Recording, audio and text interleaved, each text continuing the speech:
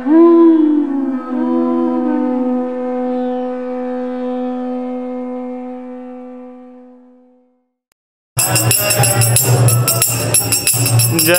जय प्रभुपाद प्रभुपाद प्रभुपाद जय प्रभुपाद।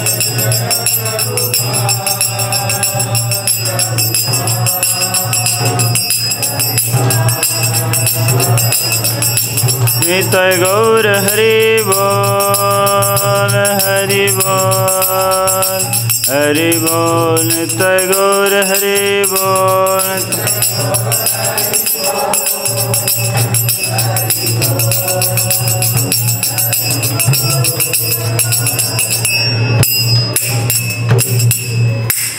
जयम नित्यलीला प्रविष्टम श्री विष्णुपाद परमहंस परिव्राज कचर्य अष्टोत्तर शत श्री श्रीमदभय चरणारविंद भक्ति वेदांत स्वामी श्रील प्रभुपाद की अनंत कोटि वैष्णववृंद की नामाचार्य श्री हरिदास ठाकुर की प्रेम से कहो श्री कृष्ण चैतन्य प्रभु नित्यानंद श्री अद्वैत गदाधर शिवसादि गौर भक्त वृंद की श्री राधा कृष्ण गोप गोपीनाथ श्याम कुंड राधा कुंड द्वादश वनात्मक ब्रजमंडल धाम की श्री गिरिराज गोवर्धन महाराज की श्री नवद्वीप मायापुर धाम की श्री क्षेत्र श्री जगन्नाथपुरी धाम की श्री श्री गंगा मैया जमुना मैया की भक्ति देवी की तुलसी महारानी की भुवन मंगलकरी से हरिनाम महामंत्र की अनंत कोटि वैष्णववृंद की निताय गौर सीतानाथ प्रेमानंदे।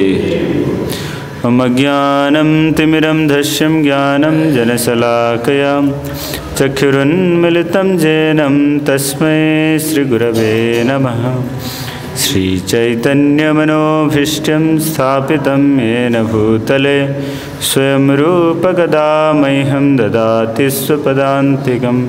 वन्देऽहं श्रीगुरु श्रीयुतपदकमलं श्रीगुरुन् वैष्णवांश्च श्रीरूपं साग्रजातं सहगण रघुनाथनितं तं सजीवं साद्वैतं सावधूतं परिजनसहितं कृष्णचैतन्यदेवं श्रीराधाकृष्णपादं सहगण ललिता श्रीविशाखान्वितं स। हे कृष्ण करुणा सिंधु दीनबंधु जगतपते गोपेश गोपिका कांत राधा कांत नमस्तुते।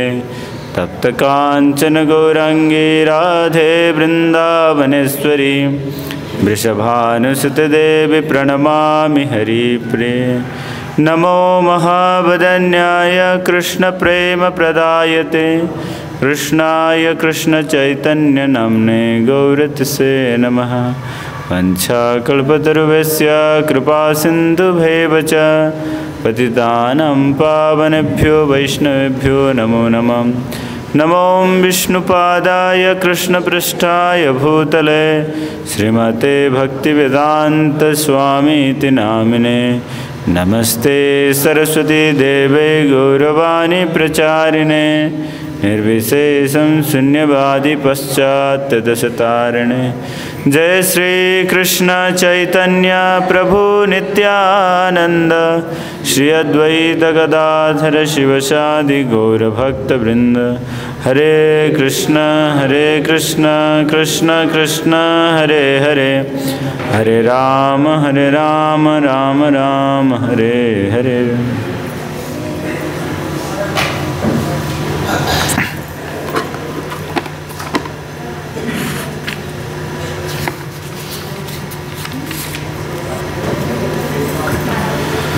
श्रीमद् भगवद गीता चतुर्थ अध्याय श्लोक संख्या 13।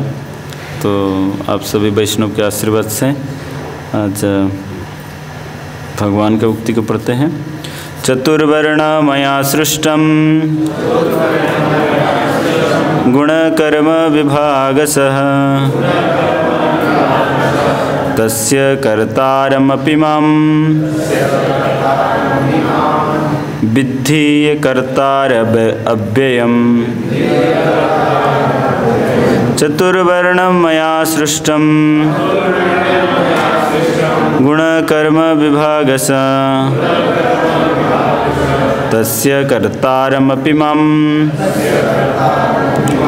विद्धि अकर्तारम् अव्ययम् चातुर्वर्णं मया सृष्टं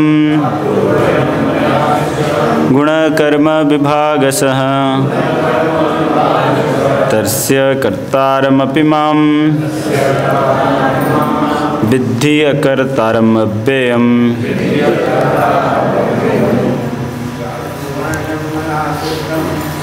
वर्णमया सृष्टं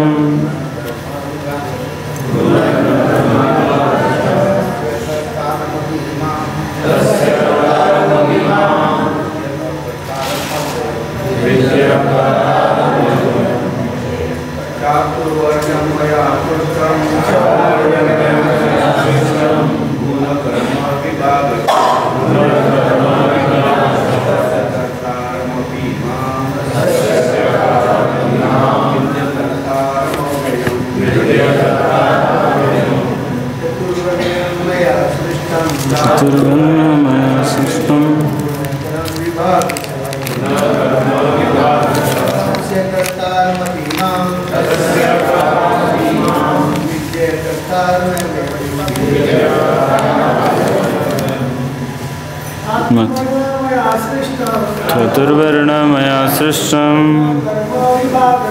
गुणकर्म विभाग देखा जाए।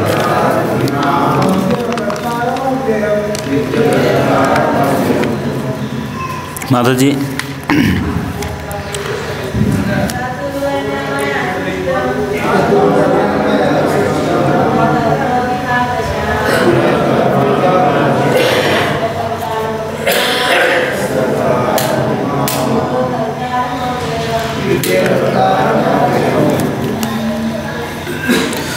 चातुर्वर्णम मानव समाज के 4 विभाग मया मेरे द्वारा सृष्टम उत्पन्न किए हुए गुण गुण कर्म तथा कर्म का विभागशः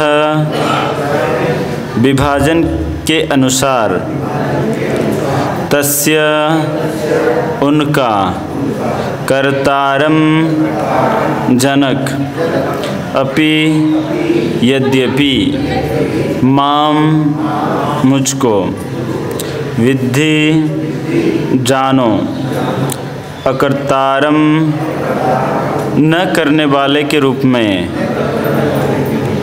अव्ययम अपरिवर्तनीय को। अनुवाद तात्पर्य श्रील प्रभुपाद के द्वारा। जगतगुरु श्रील प्रभुपाद की प्रकृति के तीनों गुणों और उनके संबंध कर्म के अनुसार मेरे द्वारा मानव समाज के 4 विभाग रचे गए। यद्यपि मैं इस व्यवस्था का सृष्टा हूँ, किंतु तुम यह जान लो कि मैं इतने पर भी अव्यय अकर्ता हूँ।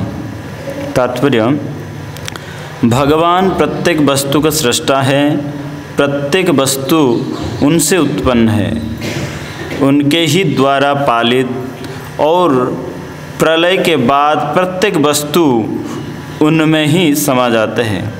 अतः वे ही वर्णाश्रम व्यवस्था के सृष्टा है, जिसमें सर्वप्रथम बुद्धिमान मनुष्यों का वर्ग आता है, जो सत्वगुण होने के कारण ब्राह्मण कहलाता है।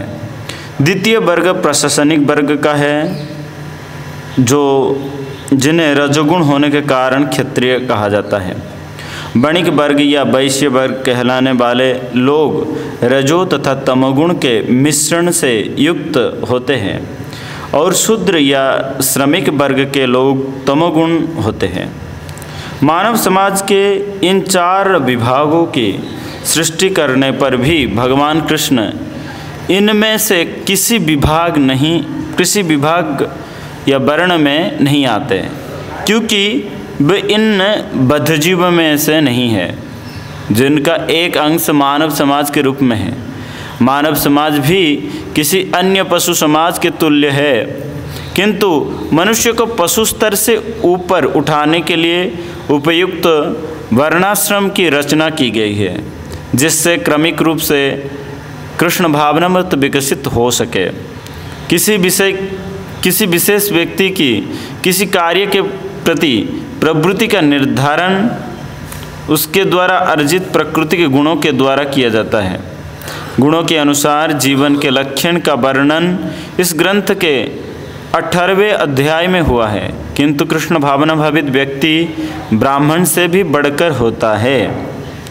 यद्यपि गुण के अनुसार ब्राह्मण को ब्रह्म या परम सत्य के विषय में ज्ञान होना चाहिए, परंतु इनमें से अधिकांश भगवान कृष्ण के निर्विशेष ब्रह्म स्वरूप को ही प्राप्त कर पाते हैं। किंतु जो मनुष्य ब्राह्मण के समेत का ज्ञान लांघ कर भगवान कृष्ण को ज्ञान तक पहुंच जाता है, वही कृष्ण भावना भावित होता है, अर्थात वैष्णव होता है। कृष्ण भावनामृत में कृष्ण के विभिन्न अंश यथा राम, नरसिंह, बराह आदि का ज्ञान सम्मिलित रहता है, और जिस तरह कृष्ण जिस मानव समाज की इस चतुर्वर्ण प्रणाली से परे है, उसी तरह कृष्ण भावना भावित व्यक्ति भी इस चतुर्वर्ण प्रणाली से परे होते हैं। चाहे हम इसे जाति का विभाग कहें, चाहे राष्ट्र या संप्रदाय का। तो चतुर्थ अध्याय का जो उत्पत्ति इस प्रकार होता है। भगवान तृतीय अध्याय में काम को शत्रु मानते हैं, शत्रु के रूप से दर्शाते हैं, और इस शत्रु से कैसे बच पाए इसके बारे में भगवान कहते हैं कि ज्ञान के माध्यम से, दिव्य ज्ञान के माध्यम से बचा जा सकता है। तो भगवान दिव्य ज्ञान के बारे में बताते हुए चतुर्थ अध्याय प्रारंभ करते हैं। तो ये दिव्य ज्ञान प्रथम भगवान सूर्य मंडल में विवस्वान को दिए थे, फिर विवस्वान परंपरा के माध्यम से चालू रहा, मगर किसी भी रूप से वो परंपरा नष्ट हो गया। तो पुनः भगवान ये कथा अर्जुन को सुनाए, दिव्य ज्ञान के परंपरा। तो अर्जुन प्रश्न उठाते हैं कि आप किस प्रकार आप मेरे संबंधी हो, मगर आप कहते हो कि सूर्यदेव को दिया था ये ज्ञान, वो तो बहुत समय बीत चुका है, मगर ये कैसे संभव है? फिर भगवान अपने जन्म और भगवान के कर्म, इन सभी के विषय में भगवान बताते हैं कि मेरा जन्म और कर्म जो है वो दिव्य है। तत्पश्चात भगवान समस्त जो उद्गम का स्रोत भगवान है और समस्त वस्तुओं का लक्ष्य भी भगवान है, इस विषय में भगवान बताए। तो आज का जो श्लोक है, चतुर्वर्ण मया सृष्टम गुणकर्म विभागस, तो इस जो श्लोक का उत्पत्ति पूर्व से किस प्रकार रिलेटेड है। जब भगवान ज्ञान के बारे में बताते हैं तो ज्ञान और भक्ति के माध्यम से भगवत प्राप्ति या मुक्ति को प्राप्ति हो सकता है। तो कोई अगर प्रश्न खड़ा करे कि तो फिर जो कर्म करते हैं क्या वो लोग नहीं प्राप्त करेंगे भगवान को? ऐसे अगर, क्योंकि कर्म का, हर एक कर्म का निश्चित न निश्चित रूप से फल होता है, चाहे अच्छा हो चाहे बुरा हो। अब फल को भुगतने के लिए शरीर चाहिए, तो निश्चित रूप से शरीर, कर्म का जो फल होता है वह बंधन का ही कारण होता है। तो ये जब प्रश्न होता है तभी भगवान इसके विषय में स्पष्टता देते हुए कहते हैं कि चतुर्वर्ण मया सृष्टम ज्ञान गुण कर्म विभागस।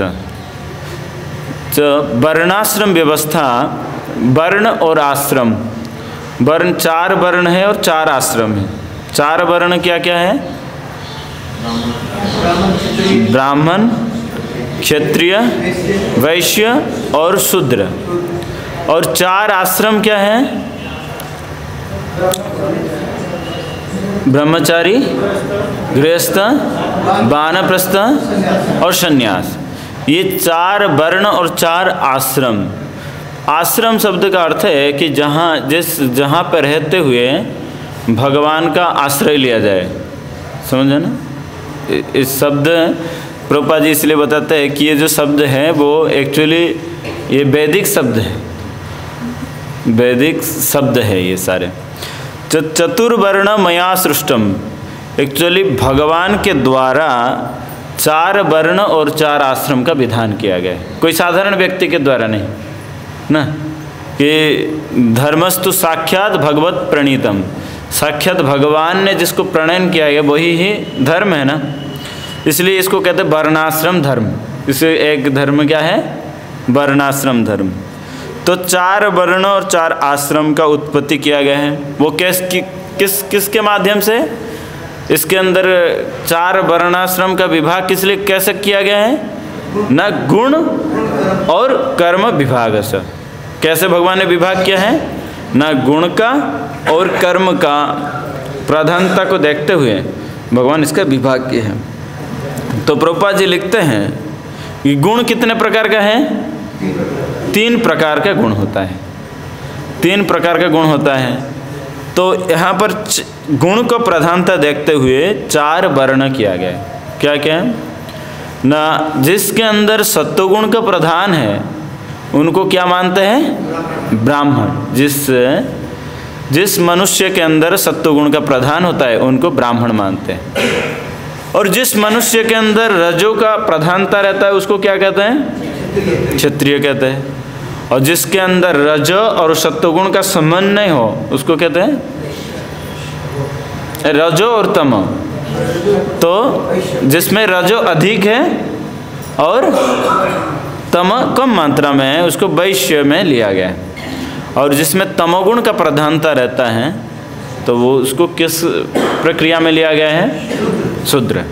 भगवान ये 4 प्रकार का विभाग किए गए हैं क्योंकि मनुष्य जो है ये भी पशु के अंतर्गत आता है। मनुष्य किसके अंदर आता है, पशु के अंदर आता है। महाभारत में प्रसिद्ध श्लोक है ना, क्या श्लोक है,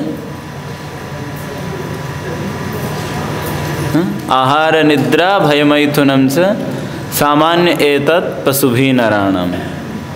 तो आहार निद्रा भय और मैथुन ये सामान्य रूप से मनुष्य में और पशु में पाया जाता है। तो पशुओं से मनुष्य को ऊपर लेवल में क्यों रखा गया है, क्योंकि वह धर्म ही तेसाम अधिक विशेषम। धर्म जो है वो अधिक रूप से है। और धर्म क्या है ना, जो भगवान के द्वारा प्रणयन हुआ है, भगवान के द्वारा जो व्यवस्थित किया गया है मानव समाज में। और भगवान के द्वारा क्यों व्यवस्थित किया गया है, भगवान का कारण क्या है। भगवान का अंत भगवान जो सारे धर्म देने का अर्थ क्या है ना, किसी भी रूप से ये व्यक्ति मेरे पास आ जाए। भगवान का अंततः लक्ष्य क्या है ना, जो कुछ भी व्यवस्था भगवान इस जगत में दे रखे है, अंतिम लक्ष्य क्या होना चाहिए, अंतिम लक्ष्य है कि भगवान तक पहुंच जाए, भगवान तक वापस चला जाए। मगर सभी जीव भगवान के पास वापस नहीं जा पाएगा।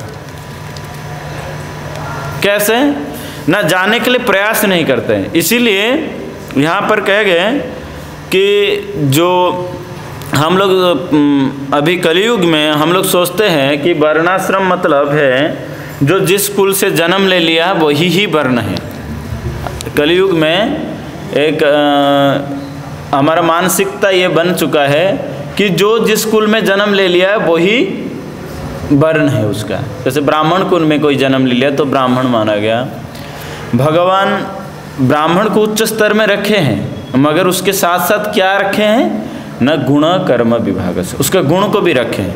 भगवान इसके बारे में विस्तृत रूप से 18 अध्याय में बताते हैं कि जो ब्राह्मण होते हैं, जो ब्राह्मण में जिसको ब्राह्मण कुल में लिया गया है उसके अंदर क्या क्या गुण पाया जाता है। समोदमस्तपशौचम क्षांति आर्जवमेव च ज्ञान विज्ञानमस्तिक्यम ब्रह्म कर्म स्वभावजम।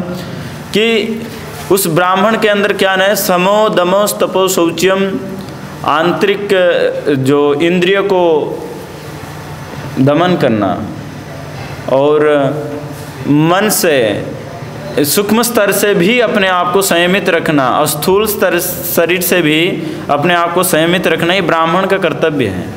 और ब्राह्मण के अंदर विज्ञान रहता है, विशेष ज्ञान रहता है, और ब्राह्मण आस्तिक्य होता है। आस्तिक्य मतलब ब्राह्मण भगवत वाक्य के ऊपर श्रद्धा रखता है, भगवान को एक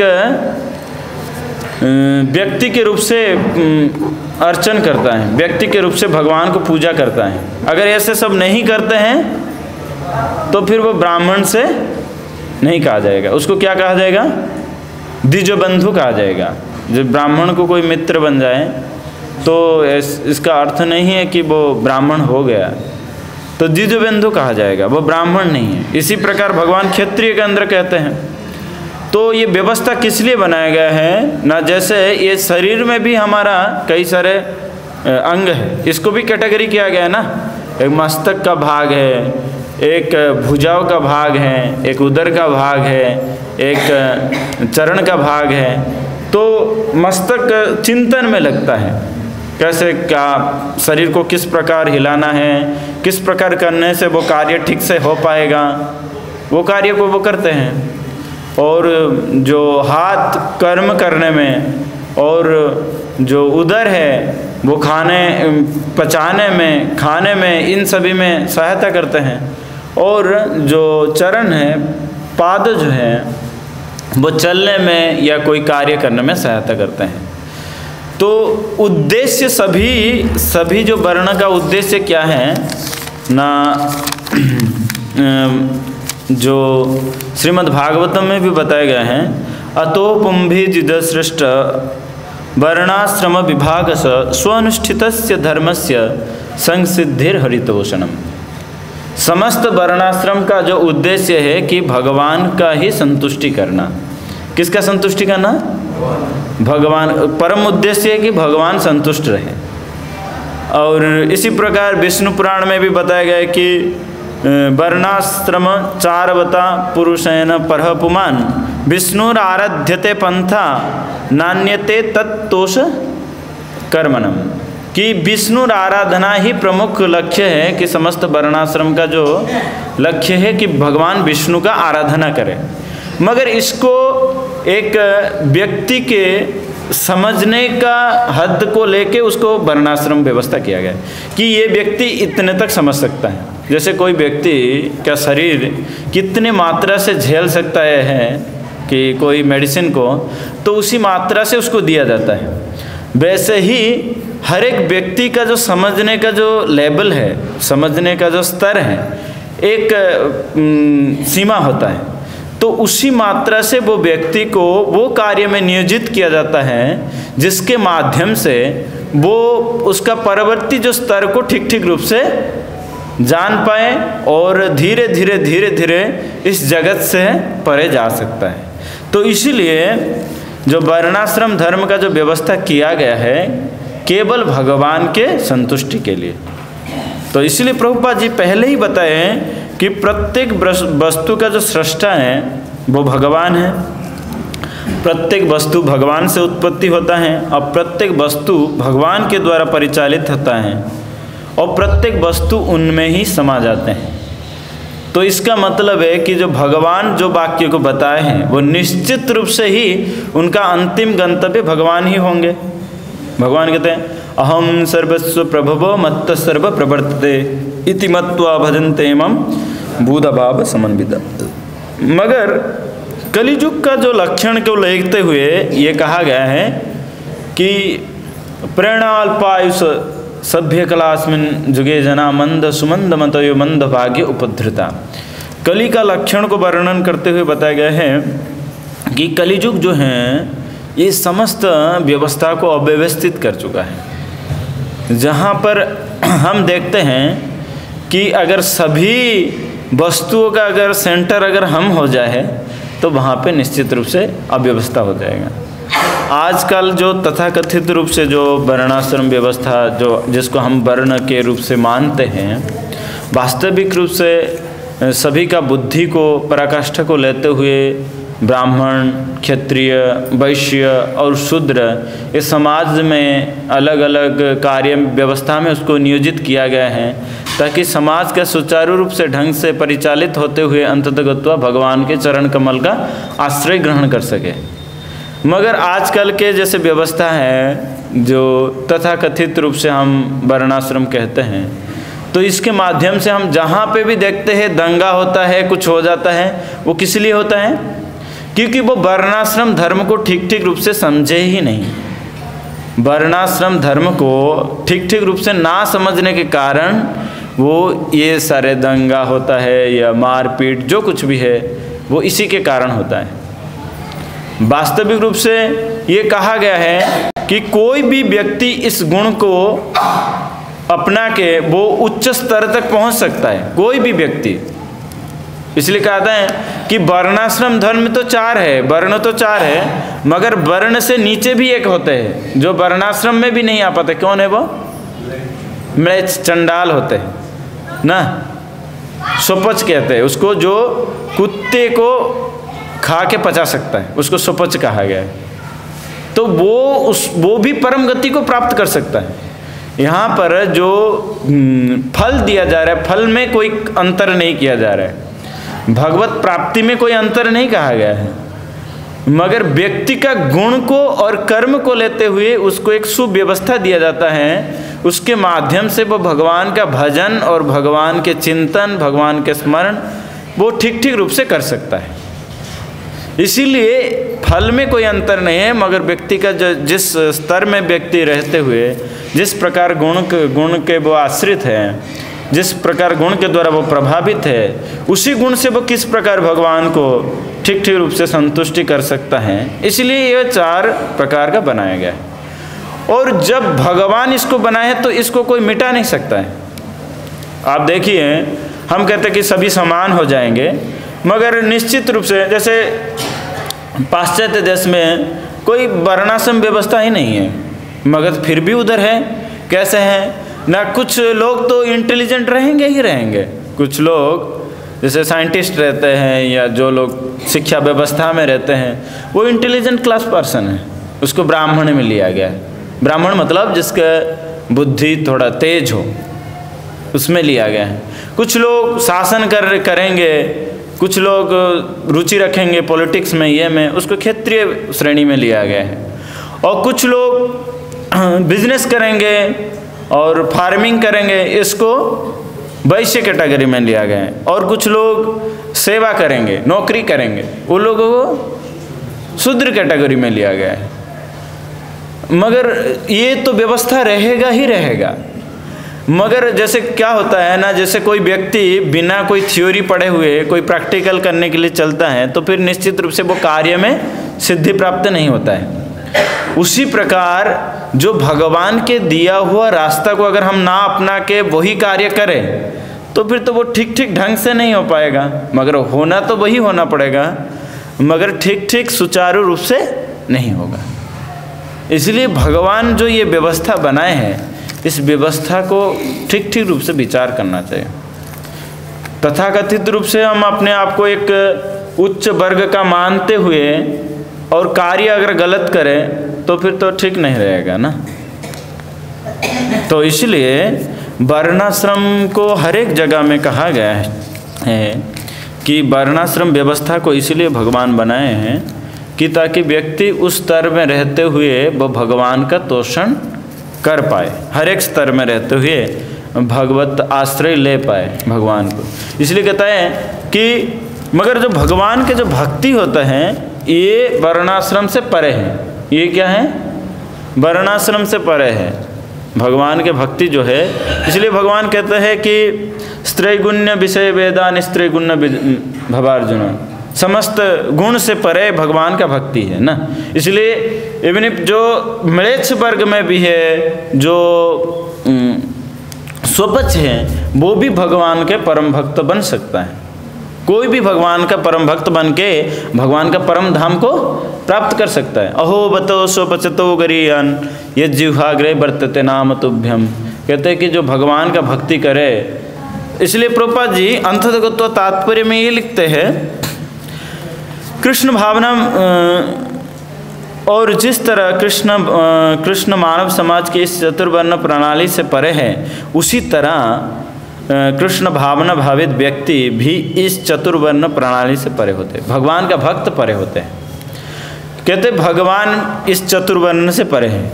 तो कभी कभी हम देखते हैं कि जो 4 वर्ण है, 4 आश्रम हैं, तो भगवान भी 4 वर्ण में आएंगे, 4 आश्रम के अंदर आएंगे। और लीलाओं में भी देखा जाता है कि भगवान तो आए भी थे ना, ऐसे भी देखा जाता है कि भगवान आए थे, नंद महाराज के पास आए थे या वसुदेव के पास आए थे, या भगवान जब भी द्वारिका में भी रहे वो भी अपने कार्यों को किए, ऐसे देखा जाए। तो इसका मतलब है भगवान भी वर्णाश्रम के अंदर है, ऐसे समझना चाहिए नहीं। क्योंकि इसलिए इस श्लोक में अंतिम में एक श्लोक शब्द लिख दिया गया अव्ययम। अव्ययम मतलब भगवान इसके अंदर नहीं है। व्यय मतलब खर्चा हो जाना, एक तो साधारण अर्थ में देख जाए बट जाना, भगवान भी इसमें बट गए नहीं, भगवान एक्चुअली इस ये में नहीं लिया गया। जो गजेंद्र स्तुति में एक बहुत सुंदर श्लोक है, उसमें कहा गया कि ना भगवान ना तो मनुष्य है, ना तो पशु है, ना तो देवता है, ना तो और कुछ है। तो जो इस समाज में आएगा तभी तो उसको वर्णाश्रम में ले सकते हैं ना। भगवान इस वर्णाश्रम का सृष्टि करता है, मगर भगवान इस वर्णाश्रम के अंतर्गत नहीं है। भगवान जो इस वर्णाश्रम को अंतर्गत में हम मानेंगे, इस प्रकार नहीं है। तो उसी तरह भगवान के जो भक्त होते हैं, जो भगवान के भक्ति क्रिया करते हैं, वो भी वर्णाश्रम से परे हो जाते हैं। तो इसलिए ये जो कृष्ण भावनामृत जो आंदोलन है, ये इतना अमृत तुल्य है, जो इसको कोई भी व्यक्ति किसी भी रूप से इसका स्वीकार कर सकता है। कोई भी व्यक्ति किसी भी स्तर से इस भगवान के भक्ति को आश्रय ले सकता है, चाहे कोई भी आश्रम रहते हुए है, कोई भी कार्य करते हुए भगवान का भक्ति को कर सकते हैं। तो यहाँ पर कहा गया है कि जो भगवान यहाँ पर बताते हैं कि जो व्यक्ति का अलग अलग गुणों के अनुसार उसको अलग अलग श्रेणियाँ दिया गया है, ना कि व्यक्ति कौन कौन से कुल से जन्म ले लिया, कौन से परंपरा में जन्म ले लिया वही हो जाएगा, इस प्रकार बात को नहीं बताया गया। उसके गुण को, एक अच्छा ब्राह्मण, एक अच्छा समाज को एक अच्छा ब्राह्मण का जरूरी है ताकि अच्छे से लीड कर सके, मगर वो ब्राह्मण के अंदर क्या होना चाहिए, अच्छा गुण भी होना चाहिए। एक समाज को एक बहुत अच्छा क्षत्रिय चाहिए। क्यों? क्योंकि वो क्षत्रिय क्या कर सकता है, ना समाज को सुरक्षा दे सकता है और समाज में हर एक व्यवस्था को ठीक ठीक रूप से परिचालन कर सकता है।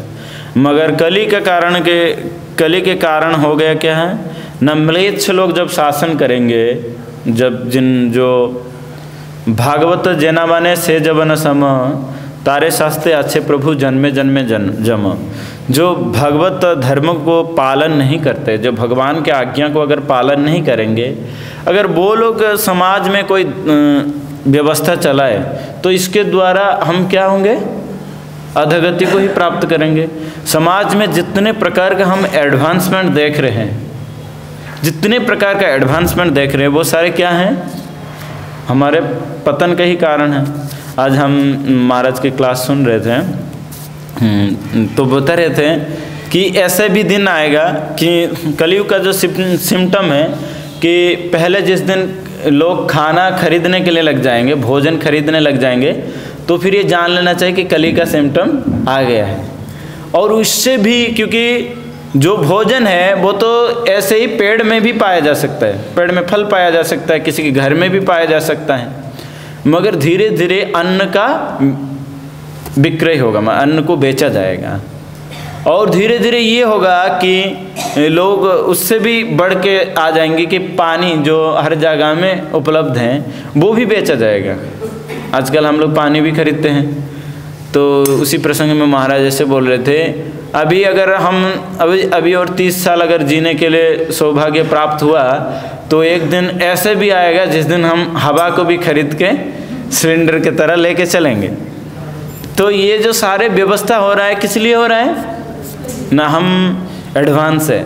जैसे कोई अगर बिस्लरी बोतल में पानी पिए तो उसको लगता है कि अरे ये बहुत वीआईपी है, बहुत, मतलब हम मानते हैं, ऐसे हम लोग मानते हैं कि हमारा एक मानसिकता है कि ये एक बहुत उन्नत है, जबकि उसको एक प्लास्टिक में, अभी कुछ दिन हम लोग थे जो गोवर्धनी को विलेज से सारे ब्रह्मचारी वगैरह आए थे, तो उनके साथ जो ये का सेमिनार चल रहा था उनके ब्रजमंडल के ऊपर, तो उनमें से मैं देखता था दामोदर प्रभु कुछ दिन पहले सुबह क्लास भी दिए, वो कभी कोई भी जगह में प्लास्टिक में नहीं पीते थे, कोई भी जगह में प्लास्टिक में ना तो भोजन लेते थे, ना तो कोई पीते थे, ना किसी भी प्लास्टिक वस्तु का वो यूज नहीं करते थे।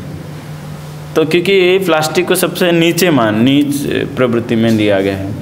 प्रभु जी का जो चेतना है बहुत ही स्ट्रॉन्ग था, कहीं भी इवन देते भी थे, कोई जगह में ब्रजवासी लोग जहाँ पर छाछ भी देते थे तो कहते थे लोटा दे दो, हम लोटा से पी लेंगे, या आपके घर में ग्लास हो तो ग्लास को दे दो धो के, हम पी लेंगे, मगर प्लास्टिक नहीं लगाएंगे। मगर हम उसको एक उन्नत लेवल का मानते हैं, हम लोग मानते नहीं ये बहुत अच्छा स्टैंडर्ड है, ये तो हटके है।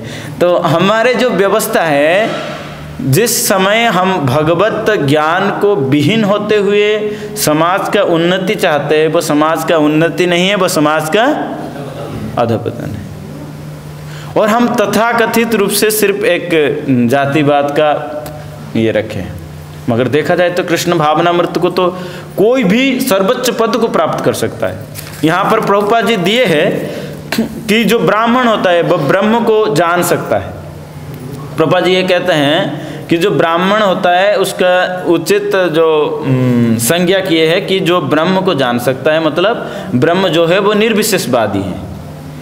यहाँ तक वो जान सकता है कि भगवान के जो निर्विशेष रूप है वो ब्राह्मण जान सकता है। प्रभुपाद जी कहते हैं कि यद्यपि गुण के अनुसार ब्राह्मण को ब्रह्म या परम सत्य को विशेष या ज्ञान होना चाहिए, किंतु इनमें से अधिकांश भगवान कृष्ण को निर्विशेष ब्रह्म स्वरूप को प्राप्त कर पाते हैं। तो जो ब्राह्मण होते हैं उनमें से कुछ लोग भगवान को निर्विशेष ब्रह्म के रूप से प्राप्त करते हैं।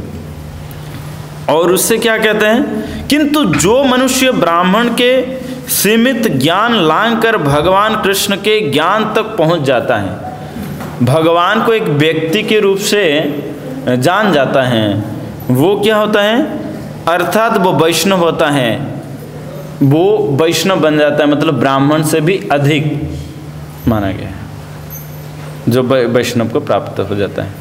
तो ब्राह्मण शब्द का अर्थ यहाँ पर कहते हैं जो समाज में अतिरिक्त बुद्धिमान, कौन सा बुद्धि, ना जो बुद्धि के बारे में भगवान भगवद गीता या शास्त्र इत्यादि में जिस बुद्धि के बारे में बताया गया, ना अपितु प्रभुपाद जी भी कई एक जगह में चाहते थे कि हम चाहते हैं कि उन्नत ब्राह्मण समाज। उन्नत ब्राह्मण समाज मतलब वो बुद्धि से, जो कर्म से और गुण के माध्यम से वो एक ब्रह्म का कर्म करे, ब्रह्म का कर्म करे। पर एकदम 18 अध्याय में भगवान स्पष्ट रूप से कहते हैं कि ब्राह्मण का क्या कर्म है।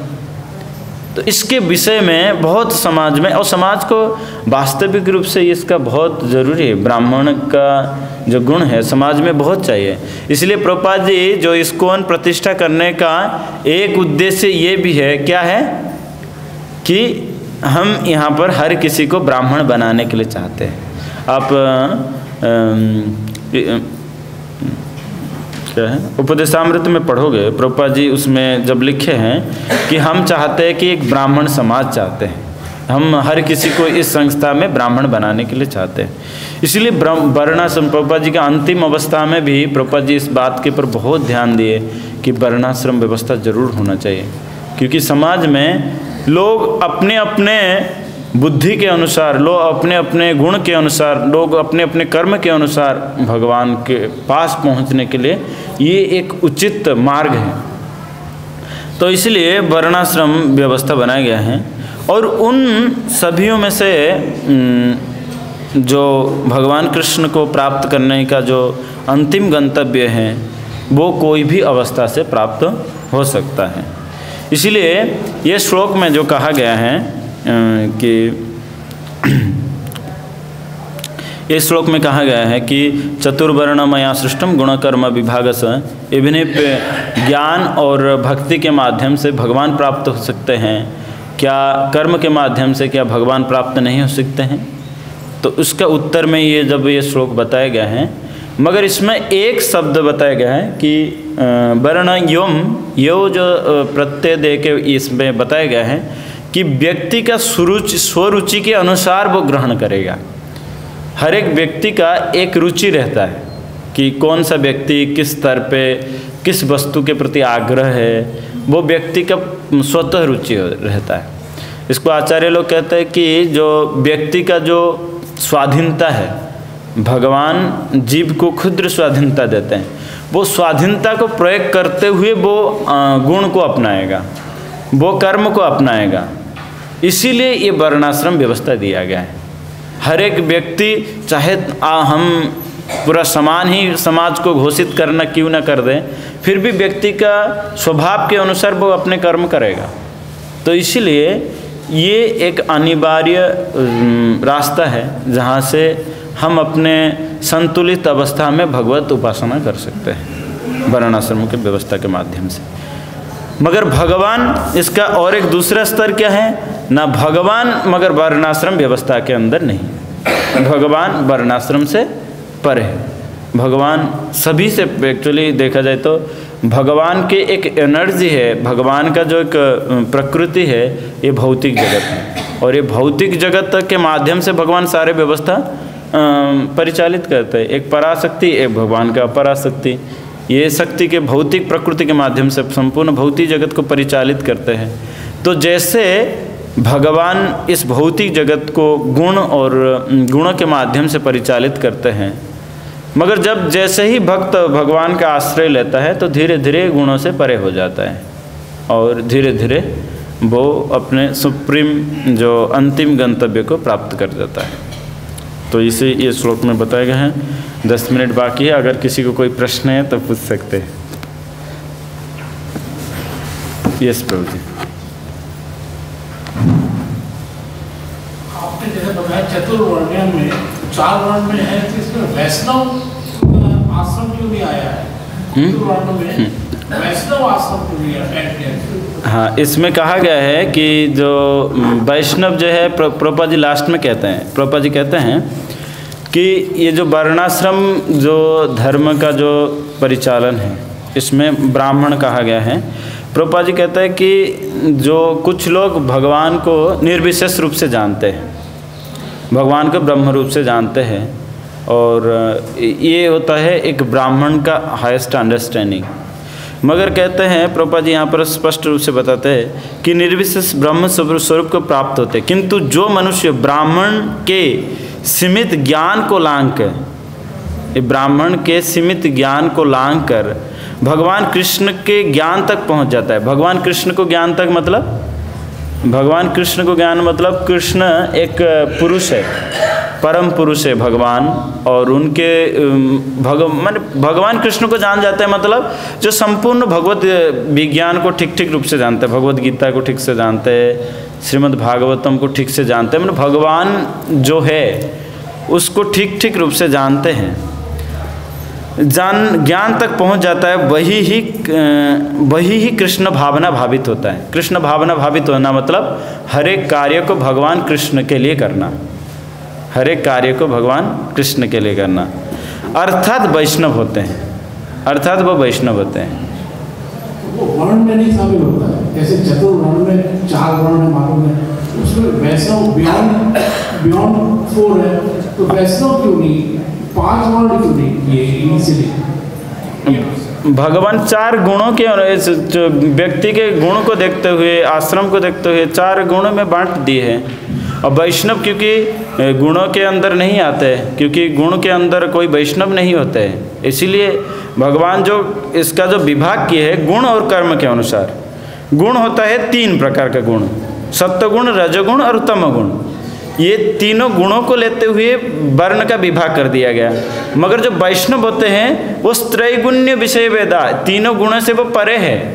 भगवान अर्जुन को ज्ञान देते हैं ये पहले ये गुण के बारे में बताते हैं। क्यों बताते हैं? क्योंकि स्वाभाविक रूप से व्यक्ति गुणों का आश्रय में है। स्वाभाविक रूप से हम भौतिक प्रकृति के अधीन में हैं, मगर जब भौतिक प्रकृति के अधीन में रहते हुए जो भगवत कार्यों को करने लग जाते हैं, धीरे धीरे वो कार्य करते करते, मैंने जो भगवत प्रदत्त का दिया, भगवत प्रदत्त मतलब जैसे शास्त्र में निर्देश दिया गया है, अगर उसी रूप से करने लग जाए तो फिर धीरे धीरे व्यक्ति गुणों से परे हो जाते हैं। जब जैसे ही हम गुणों से परे हो जाते हैं तो वैसे ही व्यक्ति गुण से मुक्त होने से भगवत आश्रय भगवान को ठीक ठीक रूप से जान पाता है। तो इसलिए वैष्णव को कोई गुण के अंदर नहीं होने के कारण उनको 4 गुणों में नहीं रखा गया है, 4 वर्ण में नहीं रखा गया है वैष्णव। इसलिए प्रभुपाद जी लास्ट में कहते हैं, कृष्ण भावना भावित व्यक्ति भी चतुर्वर्ण प्रणाली से परे होता है, और जिस तरह कृष्ण मानव समाज के इस चतुर्वर्ण प्रणाली से परे है, भगवान कृष्ण मानव समाज प्रणाली से परे है। ये बात समझते हो आप? ये बात अगर समझ जाते हो, उसी तरह कृष्ण भावना भावित व्यक्ति इस चतुर्वर्ण प्रणाली से परे है। क्यों? क्योंकि जो भगवान का भक्ति जो होते हैं वो कोई वर्ण में, कोई गुण में नहीं आते। तीनों गुणों के, ना सत्वगुण, ना रजोगुण, ना तमोगुण में होता है, निर्गुण होता है। तमोगुण वाला आदमी भगवान की भक्ति कैसे करेगा?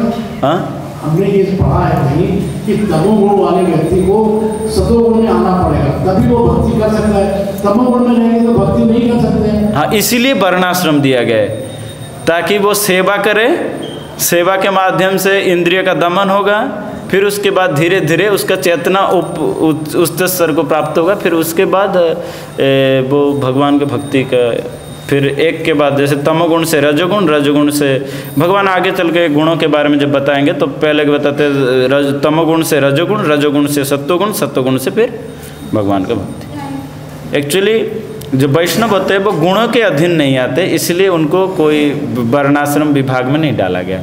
भगवान का भक्ति गुणों के अंदर नहीं आता है।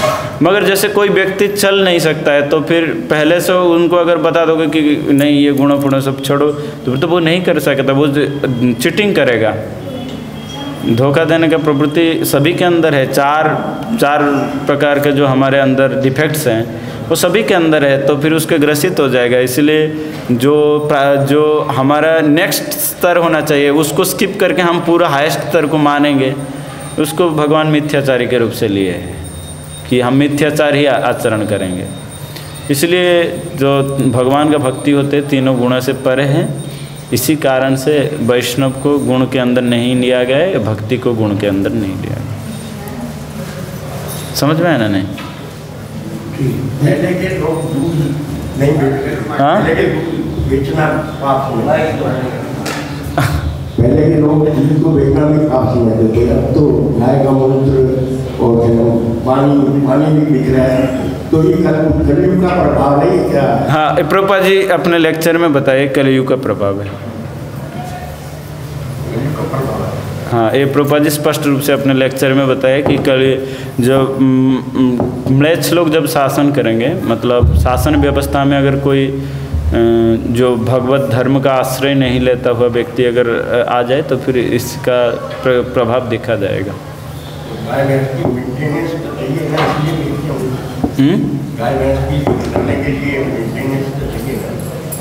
वो किस लिए करते हैं वो जानते हैं। ठीक है, तो यहीं पे समाप्त करते हैं। श्रीमद् भगवद गीता की, जगत गुरु श्रील प्रभुपाद की, निताय गौर प्रेमानंदे।